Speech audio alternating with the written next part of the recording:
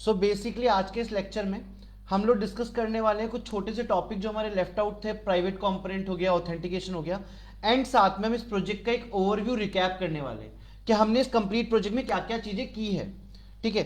So basically सबसे पहले जब हमने रिएक्ट में प्रोजेक्ट स्टार्ट किया तो हम लोग किस तरीके से चालू किया था वो हम देख लेते हैं और एक बार रिकैप करते हुए चलते हैं। ठीक है। तो सबसे पहले हम आएंगे हमारे वीएस कोड पे।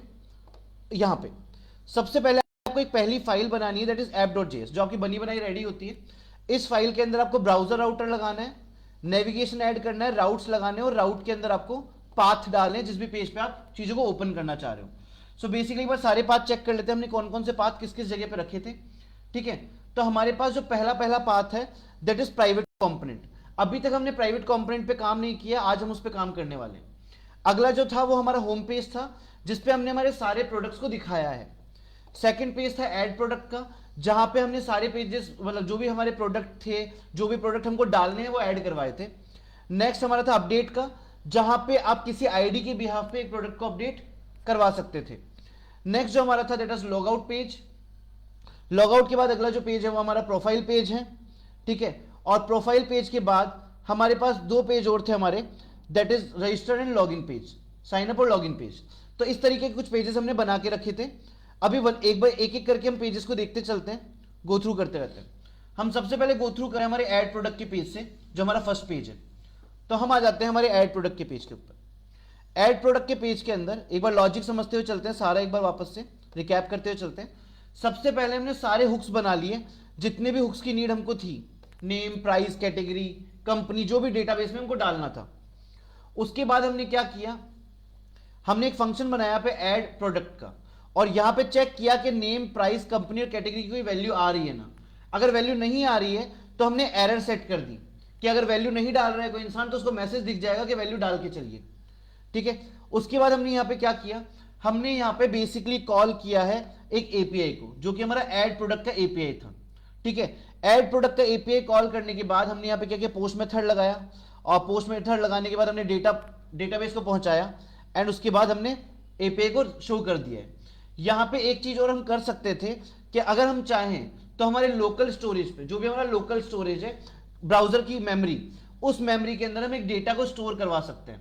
किस तरीके से स्टोर करवा सकते हैं, मैं इस कमेंट को ओपन कर दूंगा। यहां से मैंने लिखा const user ID local storage, तो इसको लोकल स्टोरेज को एक बार यहां से हटा देता हूं और यहां लिखता हूं जेसन डॉट पार्स, ब्रैकेट डालते हैं और लिखते हैं local storage dot get item.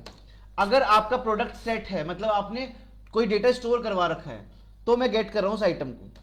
मैंने जो लोकल स्टोरेज में नाम दिया था वो यूजर दिया था। यहां आता हूं और डॉट यहां से गेट कर लेता हूं इसकी आईडी, इस तरीके से सेव कर लेता हूं। नाउ सो बेसिकली क्या किया, अगर कहीं पे आपको यूजर आईडी की भी जरूरत है कि आपको यूजर का डेटा भी डालना है, जैसे मान लीजिए हमने यहां पे नेम डाला था, प्राइस डाला था, कैटेगरी डाला था, कंपनी डाला था, पर डेटाबेस अगर मैं चेक करता हूं मोंगोडीबी पे जाके, तो यहां पे डेटाबेस के अंदर एक और डिटेल आपकी मिलेगी आपको प्रोडक्ट के अंदर, वो है आपकी, दिख रहा है, name, price, company and category. यहां पे यूजर आईडी भी पहुंचानी थी हमें, तो वो यूजर आईडी भी डालने के लिए हम क्या यूज कर सकते हैं, रजिस्टर होने के बाद हम यहां से डेटा फेच करवा सकते हैं लोकल स्टोरेज से। किस तरीके से करवाया, गेट आइटम किया यूजर का, ठीक है, और यहां पे आईडी फेच कर लिए। अब जो वैल्यू आएगी वो किसमें आएगी, यूजर आईडी के अंदर आएगा। तो हम यहां पे क्या कर सकते हैं, नेम, प्राइस, कैटेगरी, कंपनी, इसके बाद यहां पे एक और डेटा पास कर सकते हैं, दैट इज यूजर आईडी, इस तरीके से। तो अब डेटाबेस में किस यूजर ने प्रोडक्ट को अपडेट किया है वो आईडी भी वहां पे जाना स्टार्ट हो जाएगी, तो वो आईडी भी वहां पे स्टोर हो सकती है टाइम बीइंग के लिए। परफेक्ट। एक बार इसको चेक भी कर लेते हैं, सेव कर लेते हैं कि सब कुछ प्रॉपर्ली काम कर रहा है ना। तो हम आते हैं हमारे वेब पेज के ऊपर और यहां से हम चल जाते हैं ऐड प्रोडक्ट पे। प्रोडक्ट का नाम मैं कुछ डाल देता हूं F19 प्रो करके, और प्रोडक्ट का प्राइस मैं डाल देता हूं 22,000। Product category is phones, product company name is Oppo, and यहां मैंने किया ऐड प्रोडक्ट। ऐड प्रोडक्ट करने के बाद मैं जाता हूं मेरे डेटाबेस पर, फाइंड पे क्लिक करता हूं। आप देख सकते हो पहले वाले डेटा में यूजर आईडी नहीं आ रही थी, अब जो भी इंसान या जो भी यूजर लॉगिन हो रखा है उस यूजर की आईडी भी यहां पे फेच होके आ रही है। वो कहां से आ रही है, लोकल स्टोरेज से हमारी डायरेक्टली। ना नेक्स्ट पार्ट पे हम जाते हैं। अगर आपको चाहिए कि हाँ प्रोडक्ट ऐड होने के बाद आपको इस पेज पे नहीं रहना, आपको दूसरे किसी पेज पे जाना है, तो आप नेविगेशन भी यूज कर सकते हो। बट अभी के लिए मेरे को नेविगेशन नहीं चाहिए, मैं नेविगेशन यहां से हटा रहा हूं। सो ये ऐड प्रोडक्ट वाला काम मैंने कंप्लीट कर दिया है। Next footer and header, I think we have no issues with that. अभी हम आ जाते हैं अगले पेज पे, साइन अप का पेज। ठीक है, साइन अप पेज के अंदर बेसिकली हमें कुछ काम करना है। हमने यहाँ पे एक कोड छोड़ा था, उस कोड पे काम करके चलते हैं नाउ। सो साइन अप पे पेज पे काम करने के लिए हम लोग एक पेज को यूज करने वाले हैं जिसका नाम है प्राइवेट कंपोनेंट। हम आते हैं प्राइवेट कंपोनेंट पे। प्राइवेट कंपोनेंट पे आने के बाद सबसे पहले हम यहां से प्राइवेट कंपोनेंट हटा देते हैं। अब ये बताता हूं कि प्राइवेट कंपोनेंट होता क्या है। मान लीजिए अभी मैं यहां पे किसी भी पेज पे क्लिक कर रहा हूं और सारे पेज ओपन हो रहे हैं। मैं जब तक लॉगिन ना करूं या जब तक मैं रजिस्टर ना करूं तब तक कोई भी पेज ओपन नहीं होना चाहिए। ऐसे एक काम को बाइंड करता है कौन? Private component. वापस बोलता हूं, प्राइवेट कंपोनेंट एक काम करता है कि जब तक यूजर लॉगिन या रजिस्टर ना हो तब तक आपका कोई भी पेज वेबसाइट का ओपन नहीं होना चाहिए।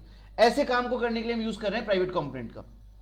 तो हम आ गए यहां पे प्राइवेट कंपोनेंट के अंदर, और प्राइवेट कंपोनेंट के अंदर आने के बाद सबसे पहले तो मैं रिटर्न स्टेटमेंट यहां से हटा देता हूं। ठीक है, और यहां पे आके मैं बनाता हूं एक कॉन्स्ट वेरिएबल जिसका नाम डालता हूं मैं ऑथेंटिकेशन करके। लोकल स्टोरेज लगाता हूं डॉट। अगर यूजर लॉगिन हो रखा है तो ऑब्वियस सी बात है लोकल स्टोरेज में उसकी वैल्यू होगी। मान लीजिए वैल्यू आ गई है हमारे पास। अगर वैल्यू आ गई है तो यहां से रिटर्न कर दीजिए ऑथ। अगर ऑथ में वैल्यू आ रही है तो यहां पे कंडीशन लगा के चलेंगे, क्या कि अगर ऑथ के अंदर कोई वैल्यू आ रही है तो आउटलेट नाम की एक चीज होती है जो ये बताती है कि जो भी पेज पे क्लिक किया गया है, आउटलेट मतलब जिस भी पेज पे क्लिक किया गया उस पेज को ओपन होने दो, ये काम करेगा आउटलेट। तो वो अपने आप आउटलेट क्या करेगा, जिस भी पेज पे आपने क्लिक किया है, मान लीजिए आपने होम पेज पे क्लिक किया, ठीक है, तो होम पेज का यूआरएल अपने आप ले लेगा। प्रोडक्ट पे क्लिक किया तो प्रोडक्ट पेज का यूआरएल अपने आप ले लेगा। तो अगर आपका यूजर लॉगिन है या रजिस्टर है तो वो क्या करेगा, आपको दूसरे पेज पे जाने देगा। ये काम करता है आउटलेट। और अगर नहीं है तो हमको कौन से पेज पे रोकना है, लॉगिन पेज पे।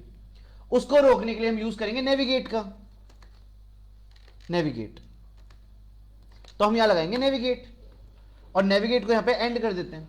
नेविगेट को यहां पे एंड करने के बाद हम यहां पे एक यूआरएल देंगे, हम लगाएंगे 2 और बताएंगे कि कौन सी यूआरएल पे हमको इसको रोकना है या स्टॉप करना है।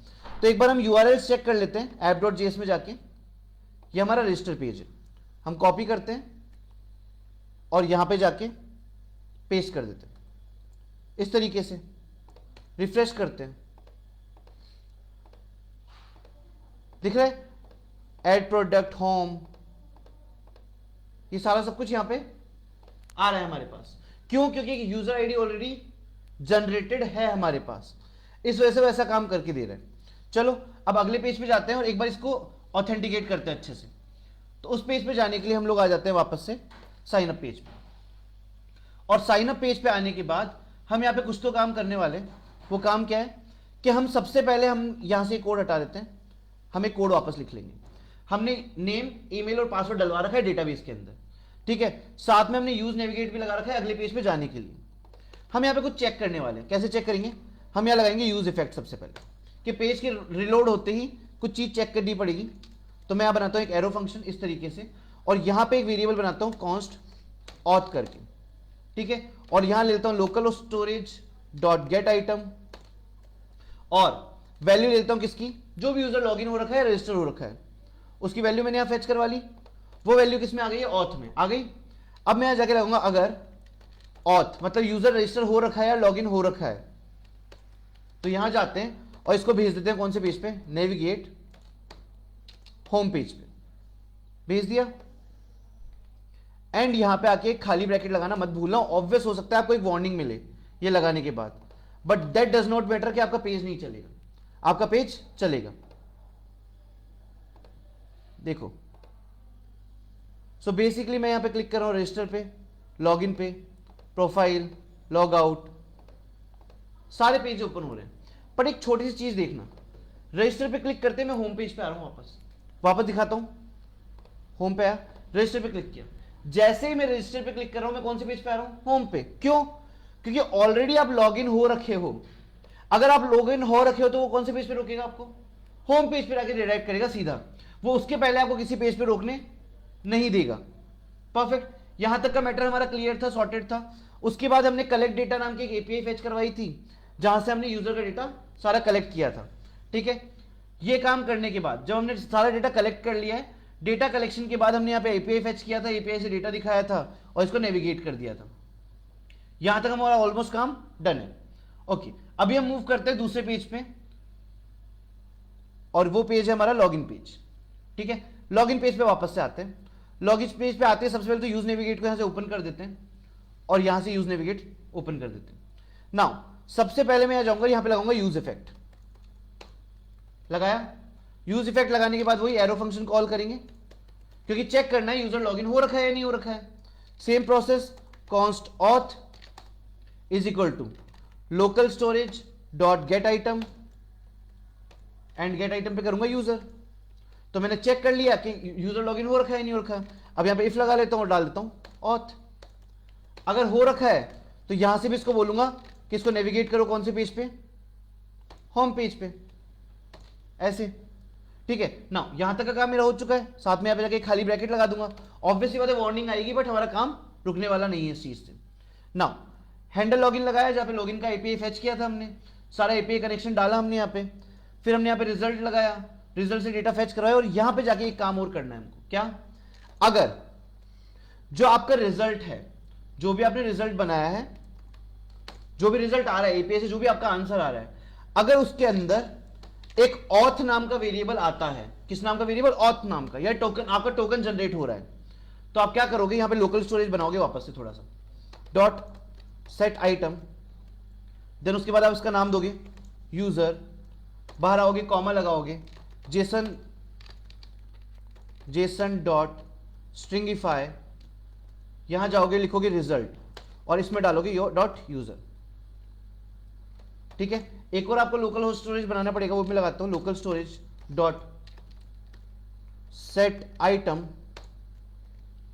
देन यहां पे टोकन भी था हमारे पास एक, तो हम टोकन ले लेते हैं, comma Jason dot stringify result, और वहां से एक ऑथेंटिकेशन टोकन आ रहा है, उसको भी मैं डेटाबेस मतलब मेरे लोकल स्टोरेज में स्टोर करवा रहा हूं। तो यूजर का सारा डेटा और टोकन का सारा डेटा मैंने किसमें डाल दिया है।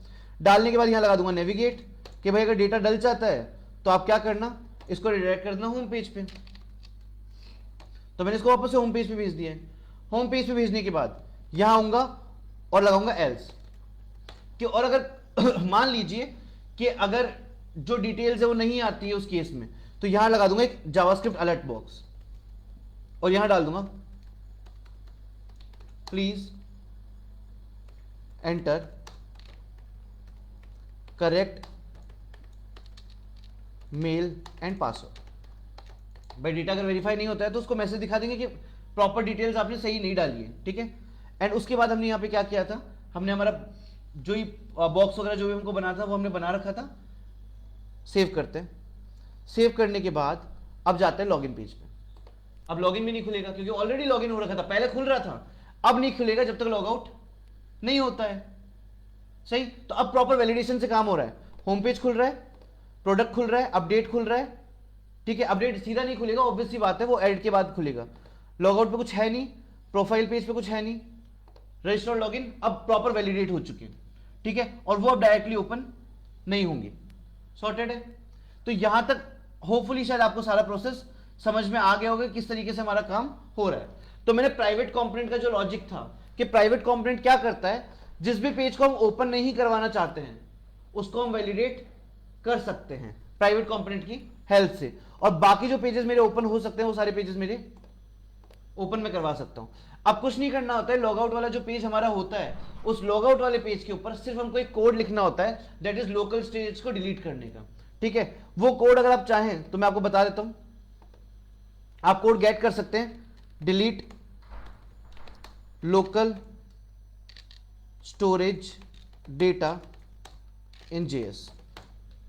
ठीक है, सो हम यहां आ जाते हैं लोकल स्टोरेज क्लियर करने के लिए, और सिर्फ आपको लिखना पड़ता है क्या, सिर्फ लोकल स्टोरेज डॉट क्लियर। तो जैसे ही लॉग आउट वाले बटन पे क्लिक होगा वो इसको कॉल करेगा और पूरा लोकल स्टोरेज साफ हो जाएगा। सो इतना सा फंक्शन है, ये आपको काम कंप्लीट करना है। लास्ट टॉपिक जो था हमारा प्राइवेट कंपोनेंट, वो मैंने बता दिया है। एक बार पूरे प्रोजेक्ट का एक ओवरव्यू मेरे को देना था, वो मैंने दे दिया है।